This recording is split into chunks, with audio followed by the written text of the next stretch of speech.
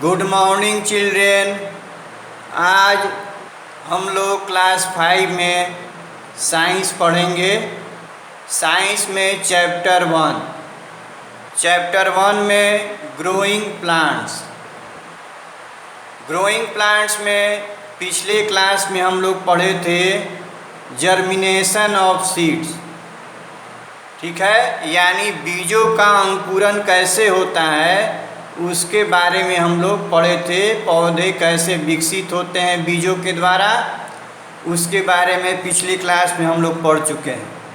आज हम लोग पढ़ेंगे डिस्पर्सल ऑफ सीड्स, यानी बीजों का बिखराव कैसे होता है उसी के संबंध में आज हम लोग पढ़ेंगे।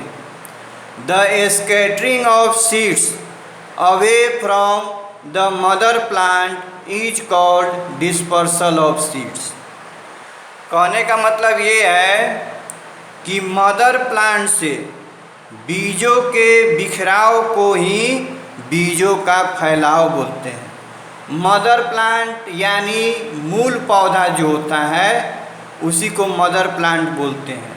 ठीक है, आगे है dispersal of seeds is necessary for the better growth of plants, because if all the seeds fall at one place they would not get sufficient nutrients, water, sunlight and space to grow।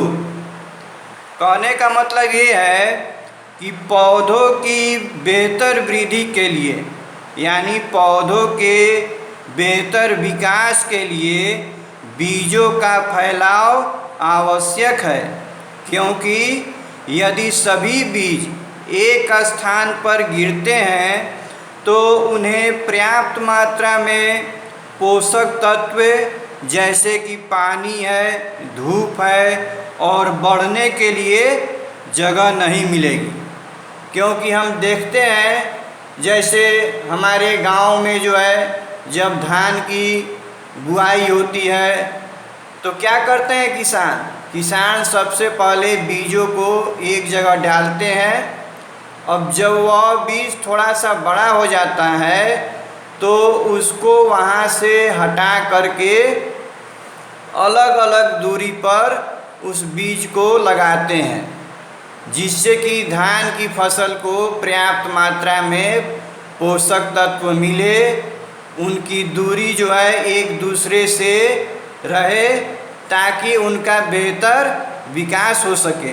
अगर एक जगह हम अधिक मात्रा में बीज गिरा देंगे तो क्या होगा, उन्हें पर्याप्त मात्रा में न सूर्य का प्रकाश मिलेगा, न पर्याप्त मात्रा में उन्हें पानी की आपूर्ति होगी, तो वे क्या होंगे, वे बेहतर रूप से विकसित नहीं कर पाएंगे।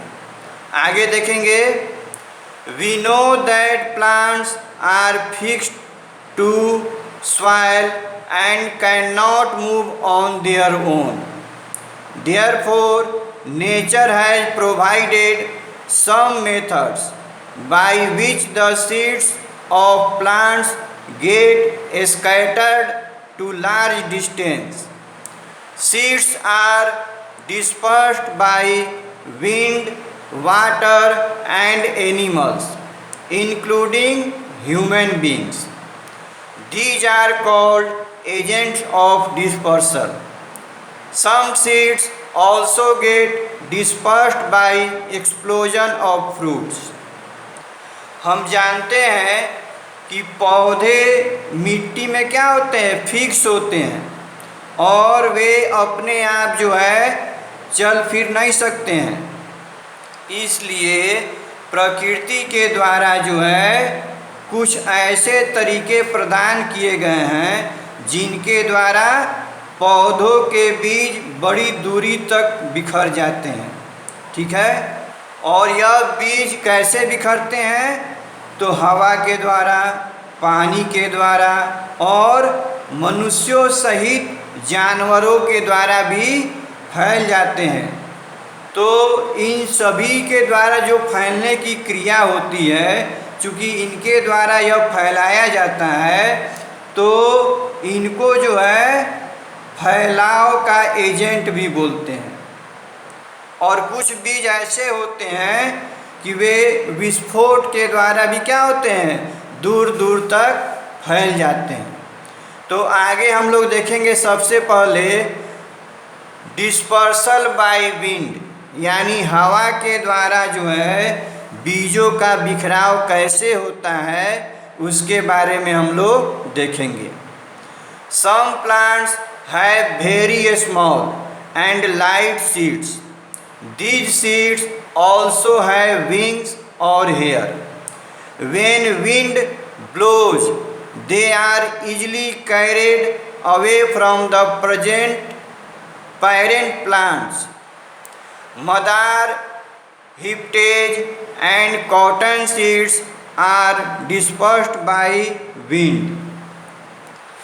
कहने का मतलब ये है कि कुछ पौधे में बहुत छोटे और हल्के बीज होते हैं। इन बीजों में पंख या बाल भी होते हैं और जब हवा चलती है तो वे आसानी से जो है मदर प्लांट यानी मूल पौधा जो होता है उससे वे हवा के द्वारा क्या होते हैं, दूर दूर तक बिखर जाते हैं। जैसे कि मदर प्लांट से जो बिखरने वाले बीज हैं वे कौन कौन से हैं, तो मदार का भी क्या होता है, एक पौधा होता है।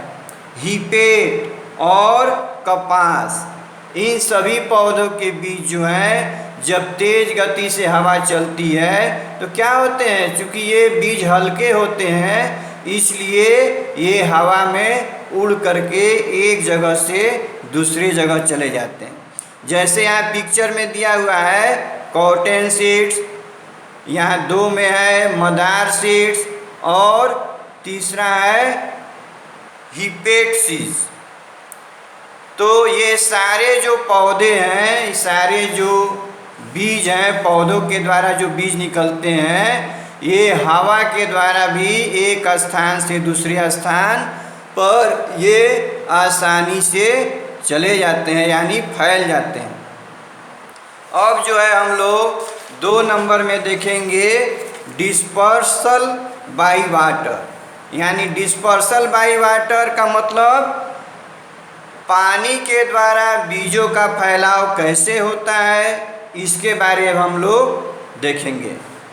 The lotus fruit has a spongy part and the coconut has thick fibrous coat which enable them to float on water. So when a coconut falls from a tree into water, it floats and travels with the water waves to far off places.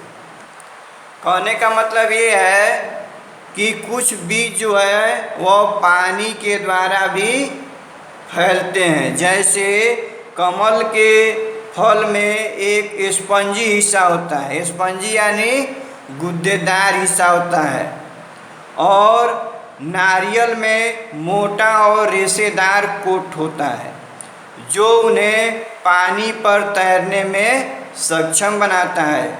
इसलिए जब एक नारियल एक पेड़ से पानी में गिरता है तो वह तैरता है और पानी की लहरों के साथ दूर दूर तक वह चला जाता है।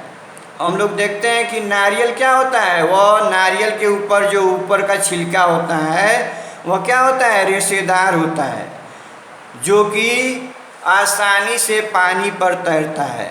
वैसे ही कमल का जो पौधा है, कमल के पौधे में जो फल होते हैं वे भी पानी में आसानी से तैरते हैं, यानी एक स्थान से दूसरे स्थान पर वह जा सकते हैं। तो इस तरह से बीज जो है पानी के द्वारा भी फैलते हैं।